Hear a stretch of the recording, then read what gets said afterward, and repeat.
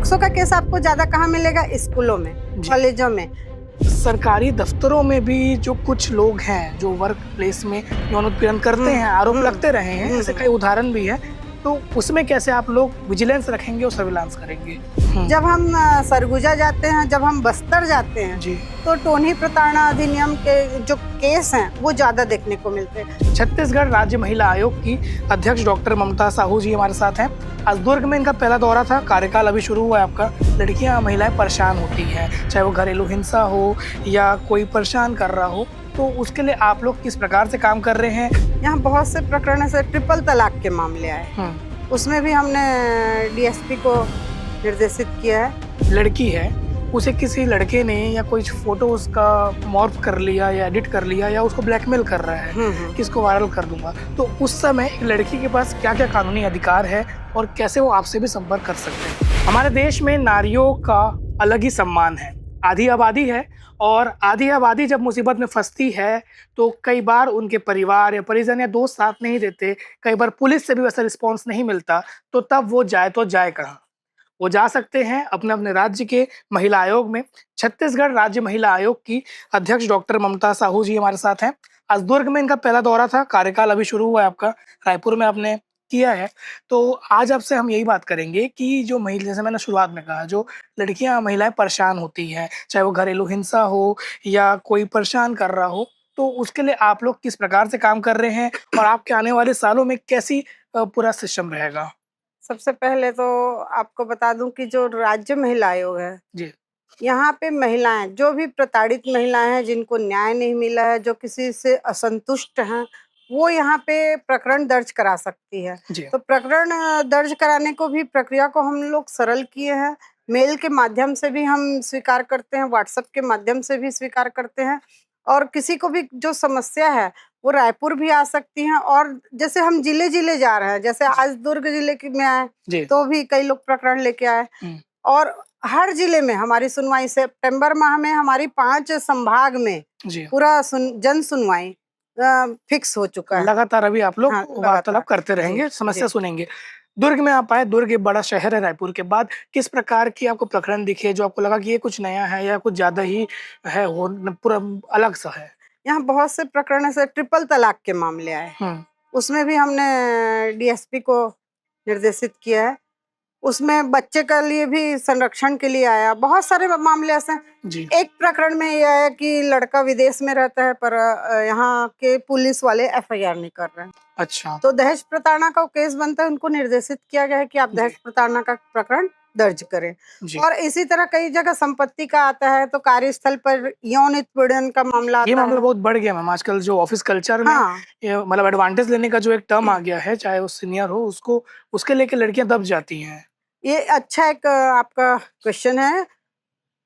ये जब टीआई लोग भी, बहुत सारे टीआई जो हैं वो भी इस चीज को नहीं जानते, विशाखा कमेटी करके बात करते हैं। तो विशाखा कमेटी क्या है? एक गाइडलाइन है सुप्रीम कोर्ट का, और उसको मानना नहीं मानना ऐसे बाध्यकारी नहीं होता, लेकिन उसको ओवरलैप करके हमारे पास एक्ट आया, हमारे सरकार ने एक्ट बनाया है, the sexual harassment of women at work place 2013। Okay, तो ये जो है हिंदी में इसको बोलते हैं कार्यस्थल पर यौन उत्पीड़न अधिनियम 2013। अलग से कानून बन गया इसके लिए। तो कानून बन गया है, तो हर उस विभाग में जहाँ 10 से अधिक लोग काम करते हैं वहाँ इंटरनल कंप्लेंट कमेटी बनाना अनिवार्य है। और जहाँ 10 से कम है वहाँ LCC, लोकल कंप्लेंट कमेटी, जो है कलेक्ट्रेट में बनेगा और जिसमें एक नोडल अधिकारी बिठाया जाता है। तो इसमें अपनी शिकायत कर सकती हैं।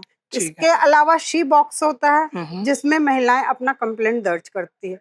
तो ऐसे बहुत सारे मामले हैं, जैसे साइबर क्राइम के मामले बड़े। साइबर क्राइम आजकल क्या होता है कि सब फेसबुक मीडिया, सोशल मीडिया, इसमें लड़कियां जो है लुभावने उसमें आ जाती, बातों में आ जाती है, बातों में आकर उनके साथ ठगा जाती है। 1 साल 1.5 साल संबंध रखने के बाद ठगा जाती है, फिर बाद में रोना रोती है। तो उनके लिए एकदम हम लोग अवेयरनेस कैंप, साइबर क्राइम क्या होता है, साइबर क्राइम के प्रोसीडिंग भी बहुत से लोगों को, यहाँ तक टीआई लोगों को नहीं मालूम होता, तो उनके लिए भी हम ट्रेनिंग कैंप लगाएंगे। महिला आयोग, राज्य महिला आयोग, राष्ट्रीय महिला आयोग मिलकर हम एक ट्रेनिंग कैंप का लगाएंगे जो संभाग स्तर पे भी होगा और जिले स्तर पर भी होगा, जिसमें अलग अलग, जैसे कि कार्यस्थल पर यौन उत्पीड़न, उसी तरह टोनी प्रताड़ना अधिनियम, जब हम सरगुजा जाते हैं, जब हम बस्तर जाते हैं तो टोनी प्रताड़ना अधिनियम के जो केस हैं वो ज्यादा देखने को मिलते हैं। अलग अलग आप देखेंगे, रायपुर है, दुर्ग है, राजनांदगांव है, बिलासपुर है, इधर आपको साइबर क्राइम का दिखेगा, सोशल मीडिया वाला ज्यादा केस देखने को मिलेगा। घरेलू हिंसा है, घरेलू हिंसा तो पूरे छत्तीसगढ़ में ही दिखेगा सब जगह। और इस टाइप के केस हैं, अलग अलग टाइप के केस हैं, तो उनके लिए हम लोग एक ट्रेनिंग प्रोग्राम लगाएंगे, अवेयरनेस कैंप लगाएंगे, ऐसे अलग अलग नया नया कार्यक्रम हम करेंगे, जिससे महिला आयोग की गरिमा भी बने। और महिला आयोग महिलाओं के सम्मान के लिए है और निर्भीक होकर महिलाएं यहाँ आए, हम उनको एक प्रशासनिक तौर पे नहीं, एकदम सखी के रूप में उनके साथ काम करेंगे। बिल्कुल, आप एलएलएम में पीएचडी की हुई हैं, कानून को बहुत करीब समझती हैं, तो जैसे मान लीजिए कोई लड़की है, उसे किसी लड़के ने या कोई फोटो उसका मॉर्फ कर लिया या एडिट कर लिया या उसको ब्लैकमेल कर रहा है कि इसको वायरल कर दूंगा, तो उस समय लड़की के पास क्या क्या कानूनी अधिकार है और कैसे वो आपसे भी संपर्क कर सकते हैं? लड़कियां हमसे तो फोन के माध्यम से आकर, वेबसाइट में भी आपको जानकारी मिल जाएगी, जानकारी मेल से। और इसमें बता दूं कि इस टाइप के क्राइम के लिए सीधा आईजी के पास कंप्लेंट होती है, आईजी के पास आप कंप्लेंट लेके जाएंगे तो आईजी थाने को निर्देशित करेगा। मतलब इसमें अक्सर लोग सोचते हैं कि थाने जाएं, पर आईजी तक जा सकते हैं। हाँ, आईजी के पास जाएंगे, वो निर्देशन देंगे। साइबर क्राइम का मामला बनता है, आईटी एक्ट का मामला बनता है, जिसमें सेक्शन 65A का मामला बनता है और उसमें दर्ज होता है ये प्रकरण। तो बहुत से लोग को जानकारी नहीं रहता, हताश होकर बैठ जाते, थाने जाते, थाने में भी बहुत लोग को जानकारी नहीं रहता, कागज को रख लेते कंप्लेंट को, तो कार्रवाई नहीं हो पाती। तो इसलिए उनको ये, इसीलिए हम अवेयरनेस कैंप लगाना। अंतिम दो चीज, एक तो डॉक्टर ममता साहू के बारे में बता दीजिए कि आप यहाँ तक पहुंची हैं, हम महिलाओं के उत्थान के लिए काम कर रही हैं, और आखिरी मेरा प्रश्न वही रहेगा, आप खत्म करिएगा, कि जो इसमें सरकारी दफ्तरों में भी जो कुछ लोग हैं जो वर्क प्लेस में यौन उत्पीड़न करते हैं, आरोप लगते रहे हैं, ऐसे कई उदाहरण भी है, तो उसमें कैसे आप लोग विजिलेंस रखेंगे और सर्विलांस करेंगे? देखिए, महिला आयोग और महिला एवं बाल विकास मॉनिटरिंग का काम करती कि आपके इंटरनल कंप्लेंट कमेटी बनी है, नहीं बनी है, नहीं बनी है तो फाइन का भी है। ओके, तो उसको मॉनिटरिंग का अधिकार हमको है और हम उस पे मॉनिटरिंग करते हैं और बीच बीच में जाते भी हैं और पूछते भी हैं और ट्रेनिंग कैंप भी लगाते हैं। जैसे पाक्सो का है, पाक्सो के लिए भी बहुत लोग नहीं जानते। जहाँ पाक्सो का केस आपको ज्यादा कहाँ मिलेगा? स्कूलों में, कॉलेजों में, स्कूलों में बच्चियां तो वहाँ आपको ज्यादा मिलेगा। तो टीचर है, प्रिंसिपल है, और वहाँ इन लोग को ये भी नहीं पता होता कि पाक्सो का केस को जो जान रहा है कि अपराध हुआ है और उसके बाद यदि पुलिस को नहीं बताया जाता है वो भी अपराध होता है। तो इस चीज का अवेयरनेस के लिए हम लोग प्रयासरत। ठीक, अपने बारे में बता दीजिए मैडम। डॉक्टर ममता साहू को यहाँ तक पहुंची हैं, क्या पढ़ाई हुआ, मतलब एलएलएम में तो इसके अलावा भी और क्या है, और विजन अपना? मेरा विजन है मैं बचपन से ही समाज सेवा में हूँ और साहू समाज में महिला प्रकोष्ठ में 12 वर्ष तक मैं अध्यक्ष भी रही और अभी भी मैं कार्यवाहक अध्यक्ष भी हूँ और 22 प्रांतों का दौरा भी किया है और शुरू से मैं पार्टी में भी रही हूँ जिसमें महिला मोर्चा में दायित्व भी रहा है।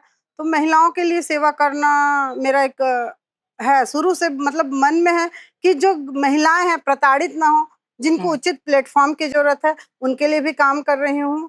और दूसरा जो एलएलएम जो आपने कहा लॉ से पीएचडी है, तो मैं बता दूं मेरे बहुत से पढ़ाए हुए बच्चे जज भी हैं। मैंने लॉ से भी पीएससी पास आउट हूँ, तो वो पढ़ाई का भी अनुभव साथ साथ इसमें मिले, मैं चाह रही हूँ। लापरवाही बर्दाश्त नहीं की जाएगी किसी बिल्कुल नहीं, किसी की लापरवाही, अनुशासनहीनता, बेईमानी बिल्कुल बर्दाश्त नहीं होगा। तो ठीक है, तो आपने सुना डॉक्टर ममता साहू को, जो छत्तीसगढ़ महिला आयोग की अध्यक्ष हैं और कई सदस्य भी निर्वाचित हुई हैं।